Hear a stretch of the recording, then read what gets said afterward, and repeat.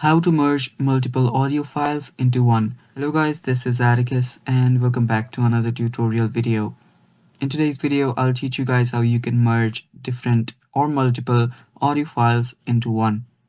So without any further ado, let's dive right into it.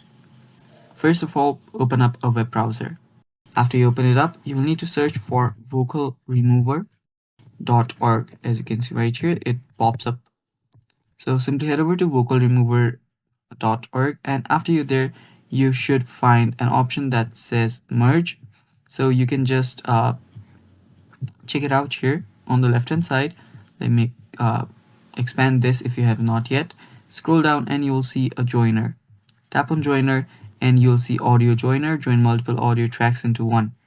Now you'll simply need to browse your files here. Head over to the files in which you have your audio files. Let me open that up. And you can simply select the files and drag it and drop it here. Now from here you can add your from here you can add your multiple files and you can simply join them. So let me just add another track. Now these two are my tracks here. Now just add these and tap on save and just wait for it to finish encoding. And after it finishes this process, it will just start downloading automatically, as you can see right here.